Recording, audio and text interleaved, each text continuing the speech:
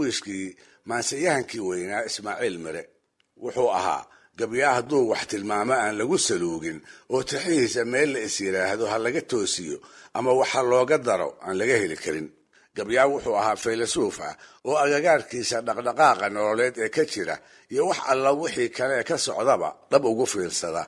dabadeedna tixihiisa macaanka iyo murtidaba badan bulshadiisa ugu soo gudbiya.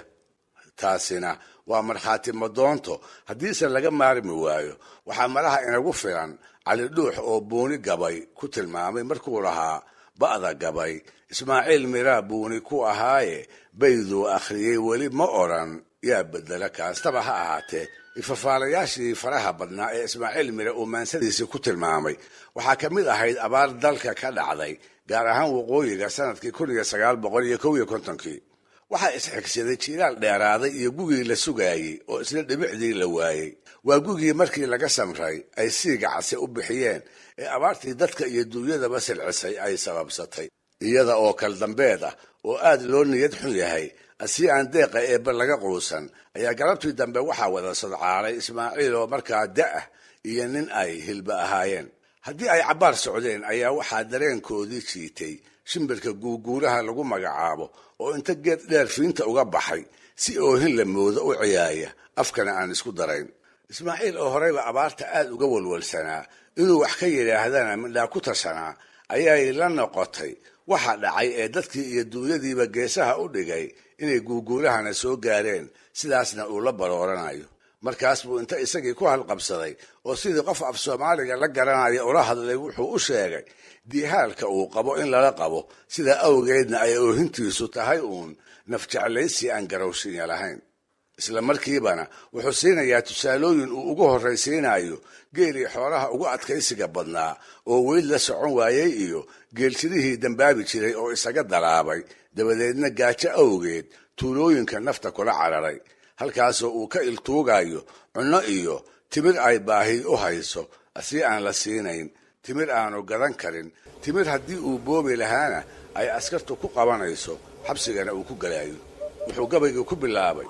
guuguulihiiyow haddaad guga u ooyeyso, haddaad moodday keligaa inuu guba jiilaalku ama aad gabooyaha ku marangama la diidayso, ay gocasho awgeed ilmadu kaaga goboolaysay abaar gaagmareebaa dhacday iyo gaadamoo kale ah. giddigood addoomaha waxaa gaaray saban weyne, gartaa maaha keligaa inaad gaar u cabataaye guumays cirale baanahee waranku gaarsiiyo. geelii adduunka u adkaa gobolla weydowye golihii ka kici waa raggii gegdhahayn jiray, tuuladuu ilgaballaynayaa gobol barbaarkii, hadduu timirtan goob dhigi lahaa jingaday geline ninna uma garaabeen haddaan gaarka laga hayn. gumburigii barbaa joogsaday iyo goroyo cawshiiye, saryankii garbaha weyn lahaa goob ka kici waaye, waxa gooni daaqii habsaday gubadadii hawde garanuugta iyo deeradii gaag yar baa haraya gobay iyo askari gayfan baa goodarkii jaraya guuyadii iyo jiiskii hadday kala gol waayeene kama guuxo aargoonlihii galiga toomoode, gaadiidkii la dhaansanahayiyo giindaygii marayii ahminkii la gowrici jiray iyo gaabay arigii iyo goggii subaga laga dhoobi jiray, haatan gorofaad iyo basaas bay tibii kala go'een gaadhidii dumarib. garaad faarax iyo maxamuud garaad mala gammaankiiye neefkama gurxamo dooxadii garada fiicnayde, garoowe iyo bookh baa haraad loogu go'ayaayo gocondho iyo daal bay qabaan, garow la'aaneede galowga iyo fiintii naf bay giida la hayaanee gorgorkii iyo dhurwaagii laftaad garayax moodayeb.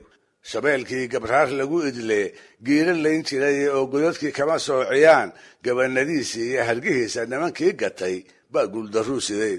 ayay xiigayiga joogi jiray guuto lagu saariyey gubniyaha hareeraha ka galay, gaariyaal wada ee geedihiisunbaa loogu daray, geerinuu badaye wax ma garabsanine maalin baa loo guddoonsaday. gurxankiiyo cabaadkiyo haddaad gooha damin weydo adig aaba lagu gaadayaa gooshkan dabadeede, gaagaabso oo aamu yaan gaar lagaa qaban.